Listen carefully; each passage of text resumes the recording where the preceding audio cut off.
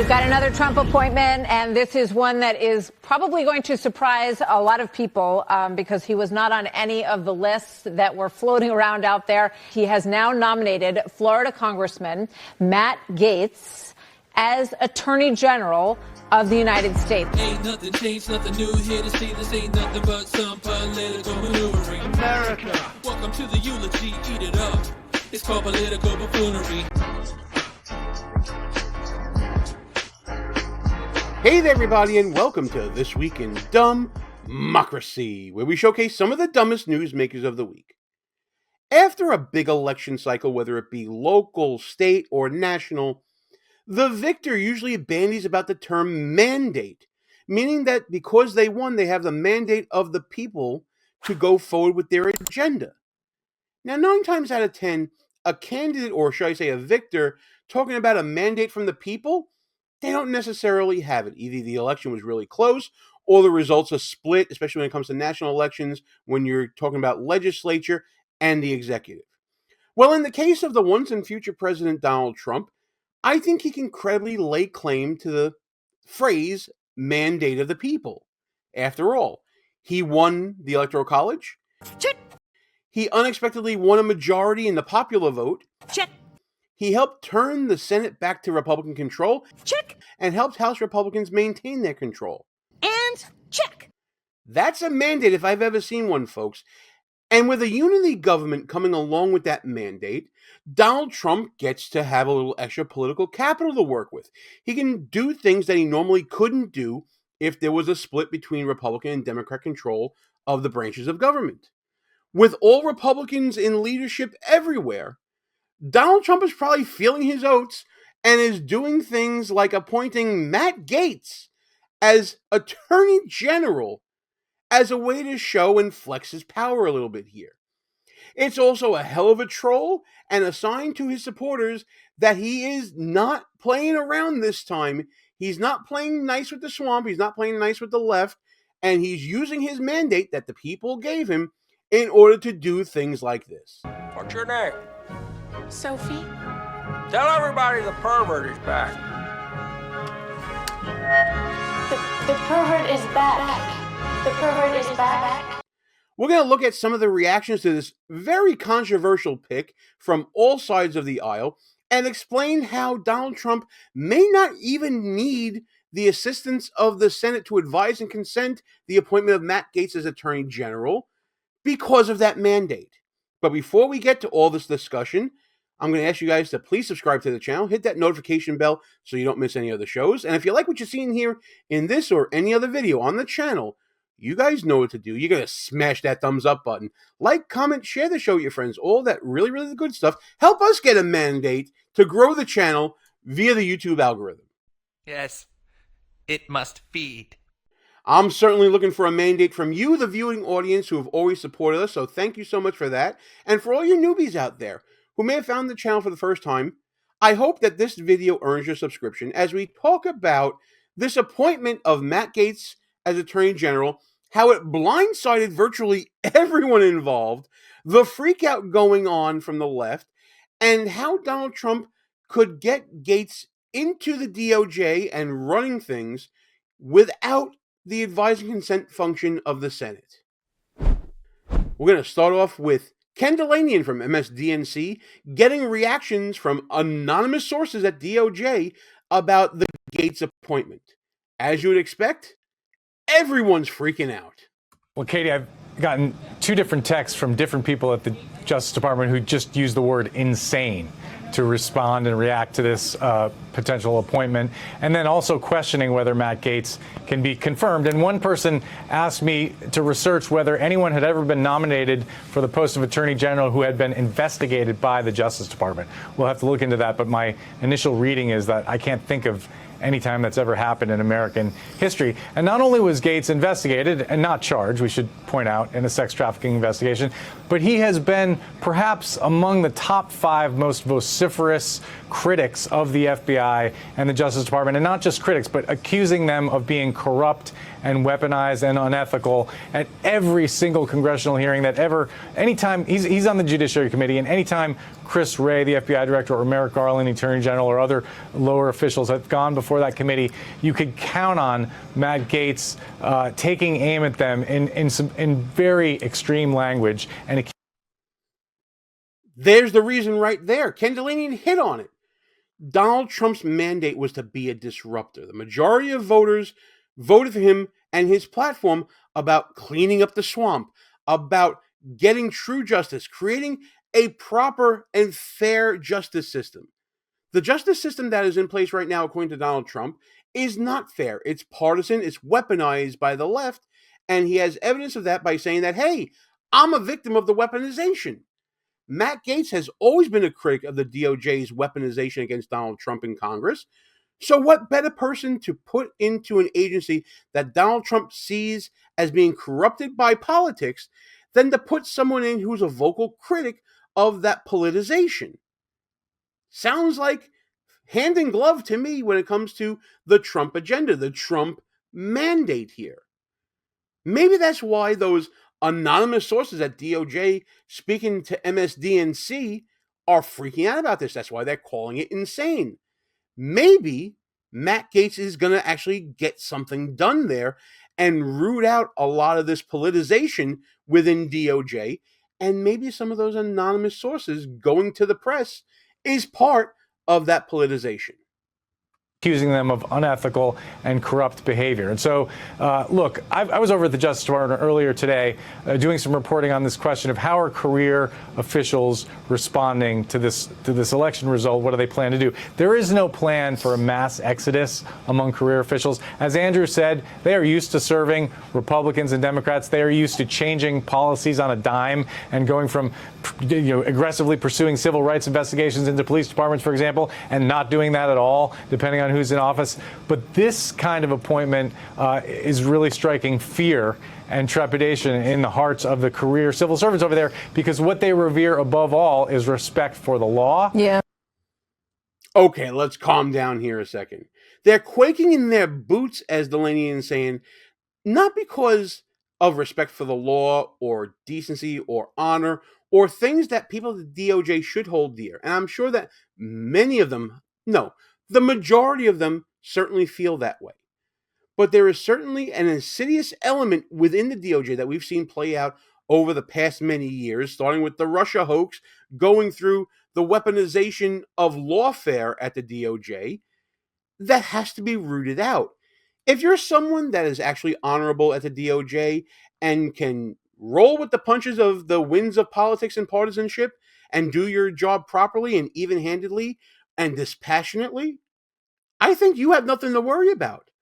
You're freaking out or quaking in your boots if you're not doing that, because honestly, if you're carrying out your duties faithfully, I don't think you have anything to fear from Matt Gaetz.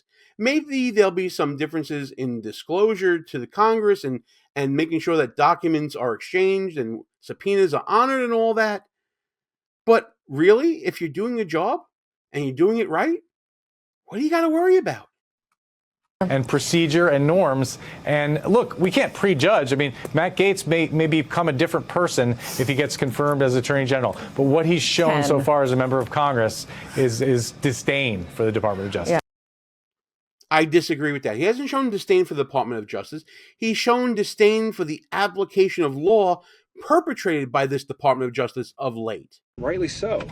Meanwhile, at CNN, school's back in session with Professor Scott Jennings. Scott, I don't think I'm divulging or betraying any confidences to say that when we told you the news, you were in disbelief. Are you not entertained? I mean, this is the most entertaining transition I've ever seen. No, I was as surprised as Paula, because it's not a name that we had seen. You know, we'd seen some reporting, a lot of different names, frankly, a lot of really sort of well-heeled Washington legal types that were on the list. So I'm as surprised as anyone.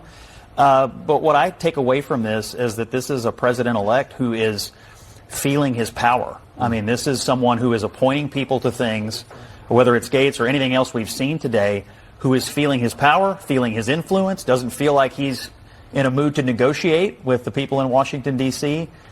He's here to do what he wants to do, and he's going to expect the Republicans to fall in line. Now, all these people, whether it's Gaetz or Hegseth or anyone else, have to go to confirmation and go through these committee hearings and prove themselves like anyone else. But it is apparent to me that Trump is in a decisive mood and is not someone who's interested in picking things that he would consider to be watered down. So I totally agree with that. It's the whole premise of this video. Trump's feeling his oats. He's feeling his power. He's not going to back down from his agenda that he has a mandate from the people to carry out. Matt Gaetz is going to be a hard sell for a lot of the Washington, D.C. types. Clearly, he's not your conventional politician. He's a firebrand. He's outspoken. He's controversial.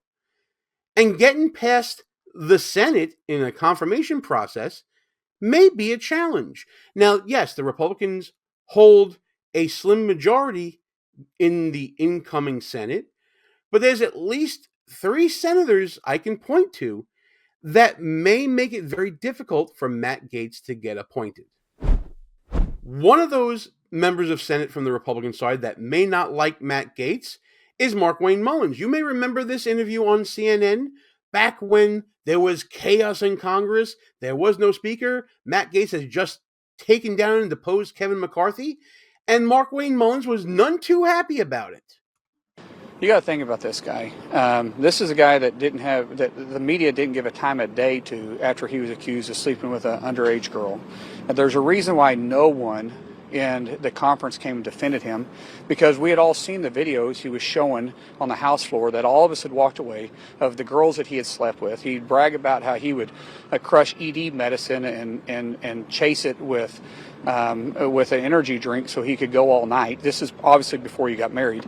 And so when that accusation came out, no one defended him, and then no one on the media would give him a time of the day. All of a sudden he found fame because he opposed the Speaker of the House back in November.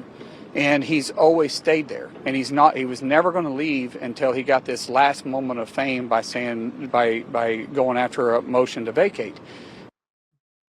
It's important to know Congressman Gaetz has never been charged with any sex trafficking crime, and he gave this statement to CNN in response. I don't think Markwayne Mullin and I have said 20 words to each other on the House floor. This is a lie from someone who doesn't know me and who's coping with the death of the political career of his friend Kevin. Thoughts and prayers. That aren't exactly drinking buddies. So yeah, I don't think that Senator Mullins and Matt Gaetz are going to be seeing each other over the holidays and exchanging gifts or whatever. But politics isn't about liking everybody. It's about getting things done for the people you represent. So when Markwayne Mullins was asked about Matt Gaetz' appointment, he certainly moderated his tone a little bit. Are you going to vote for Matt Gaetz? You know, Matt Gaetz and I, there's no question that we've had our differences. They've been very public about it. I completely trust President Trump's decision-making on this one. But at the same time, he's got to come to Congress and sell himself. There's a lot of, or to the Senate and sell himself. There's a lot of questions that are going to be out there. He's got to answer those questions. And hopefully he's able to answer the questions right. And if he can, then we'll go through the confirmation process. Certainly a change of tune, right? I don't exactly trust Markwayne Mullins to approve of Matt Gaetz to be appointed Attorney General. So that's one Republican that is definitely shaky here at the outset. Here are 2 other ones. Let's start with Lisa Murkowski from Alaska. I don't think it's a serious nomination for the Attorney General. We need to have a serious Attorney General, and I'm looking forward to the opportunity to consider somebody that is serious. This one was not on my bingo card. And wherever Lisa Murkowski goes when it comes to these sorts of appointments, you're sure to see Susan Collins following right behind her. I was shocked that he has been nominated. If the nomination proceeds, I'm sure that there will be an extensive background check by the FBI and public hearings and a lot of questions asked. So that leaves you a 50-50 split, at least at the outset right now, which would mean that J.D. Vance would have to step in and cast a deciding vote. Or does it really mean that? Because after the break, you're going to learn about a part of the Constitution that allows an appointment from the president to pass without the consent of Congress. Like what you see so far? Go ahead and smash that thumbs up button. Also, leave us a comment and tell us what you're thinking. And don't forget to subscribe so you never miss another show.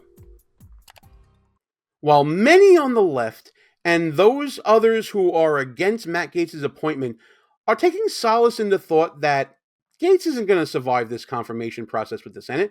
After all, he was investigated by the FBI. He had an ethics committee against him, all for very adult reasons and allegations concerning minors that I'm not going to repeat on the show. You've seen it already in the clips before.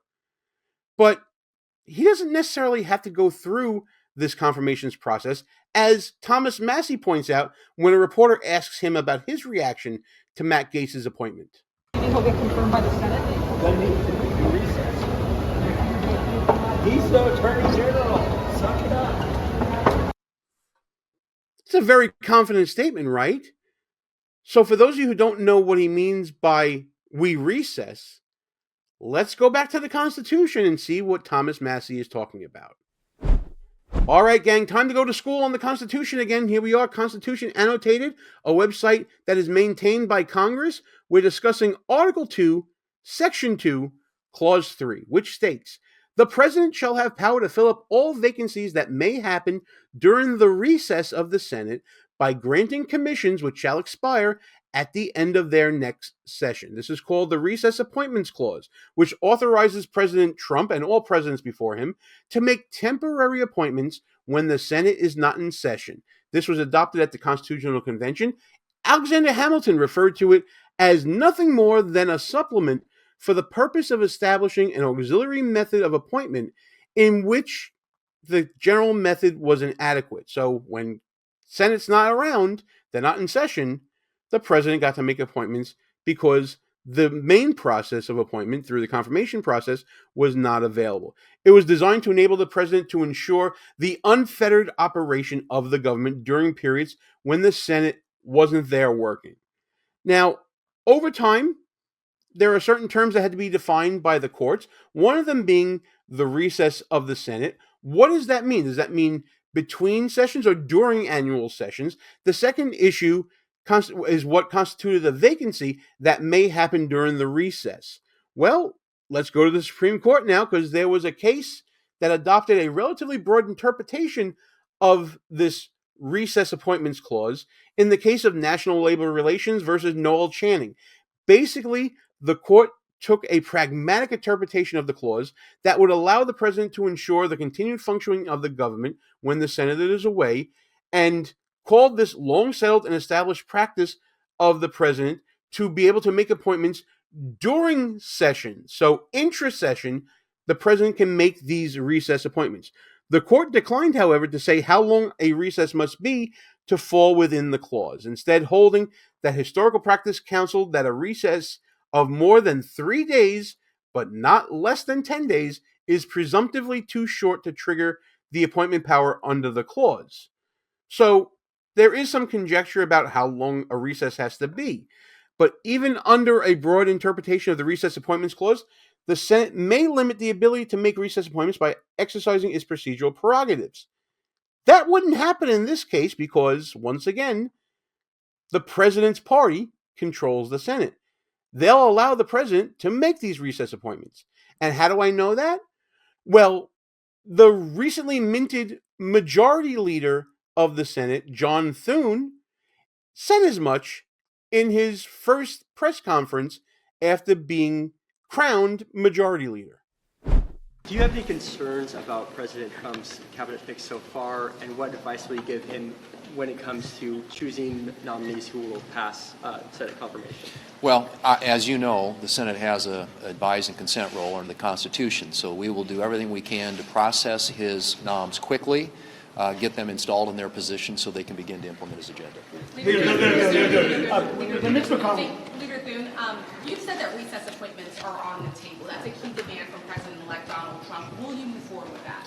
Well, what we're going to do is make sure that we are processing his nominees in a way that gets them into those positions so they can implement his agenda. How that happens remains to be seen. You know, obviously, we want to make sure our committees have confirmation hearings like they typically do, and that these nominees reported out to the floor. But I've said this, and I mean it, that we expect a level of cooperation from the Democrats to work with us to get these folks installed. And obviously, we're going to look at explore all options to make sure that they get moved and that they get moved quickly. Explore all options. That means recess appointments are indeed on the table if an appointee or a nominee or whatever you want to call them at this point meets with any sort of resistance in the Senate during the confirmation process. It's a pretty big statement from Thune signaling that, you know what? Thomas Massie's probably right, and Matt Gaetz is more likely than not to be appointed as the Attorney General. What a wild world we're living in right now.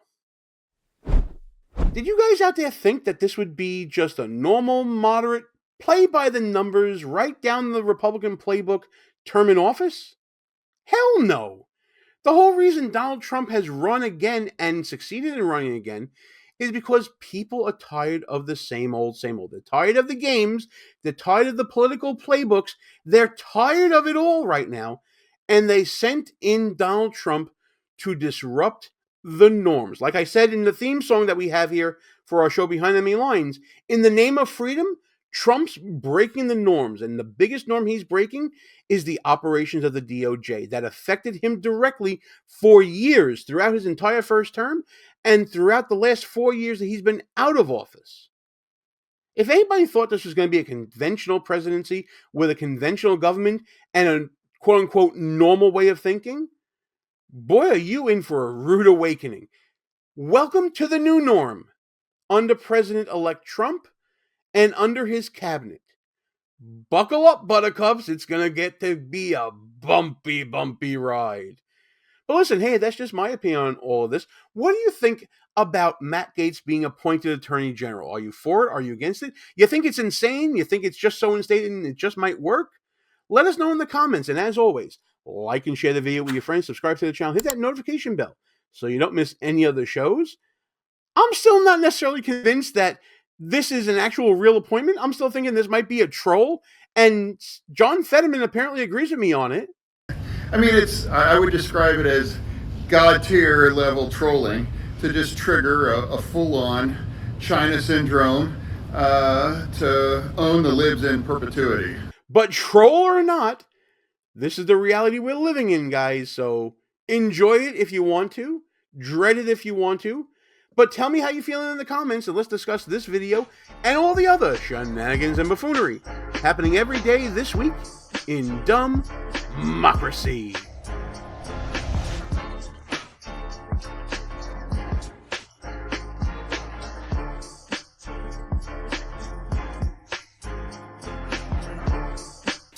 All views and opinions expressed here are not necessarily of the mainstream media and may offend some listeners.